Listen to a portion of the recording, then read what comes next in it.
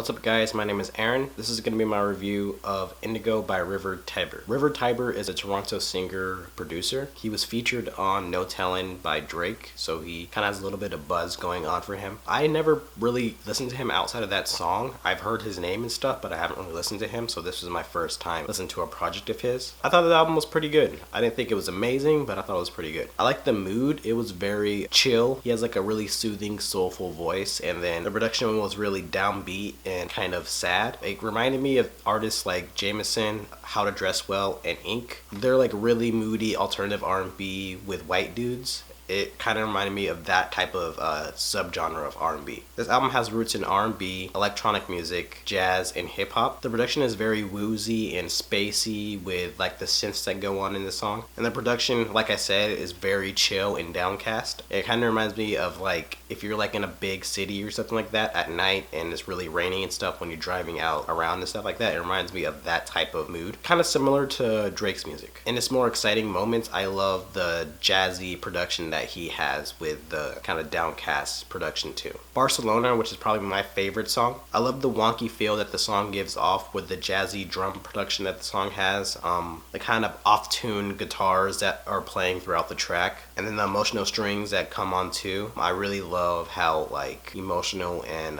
kind of sad the song feels. I like Acid Talk. That really does have that jazzy feel that I was talking about. The drums are really jazzy. It also has these like wonky drums also, and then it has this like really cool organ, and then towards the middle of the song it breaks down to the like this 70s style instrumental with these really weird synths. It's a really cool song. I'm a Stone has that really woozy feeling. I like how the whole song like feels like it's building towards something with like the really weird guitars that are playing throughout the track, and then the kind of plodding bass line that's playing throughout underneath the track. And then when the beat finally drops in the song, it really feels really earned, and I really like how the drop of the beat is like arranged in the song. I felt like it was very good production for the most part, and I thought that the singing was pretty good. It wasn't like amazing. He's not like the most amazing vocalist ever, but fits the mood of the songs really well, and I guess that's all you can really ask for. No Talk is an example of like him really just like meeting the requirements of the beat. He's not like over singing at all. He has a nondescript falsetto for the most part of the song. And then Acid Test is where like he really becomes a little bit more like energetic, a little bit more soulful with his singing. I like how he sounds over that kind of trippy beats. And then Barcelona, he sounds really, really smooth on the track. I feel like his performance on Barcelona is probably the best on the entire album. I felt like the lyrics and themes were, I mean,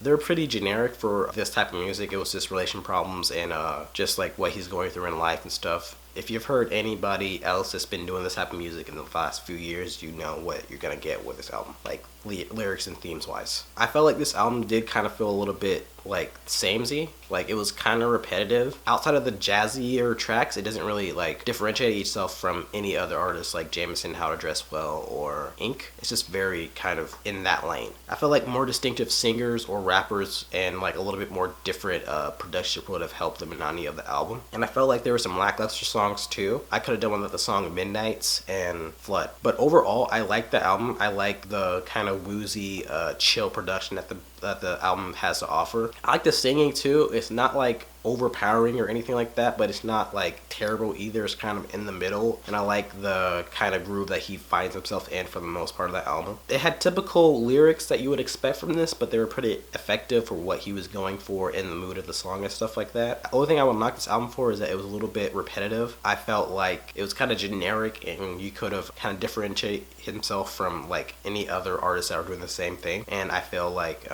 there are some lackluster songs on the album too. Overall, I would give it a 7 out of 10. I would probably give this another listen, but it's not something that I don't think is going to be like on my top 10 favorite albums of the year. It's just kind of good. It's just kind of something that you could throw on like while you're driving around the city or something like that, but like definitely not about bad album at all. So what did you guys think? Did you like the album? Did you hate the album? Let me know in the comments what you guys thought of the album.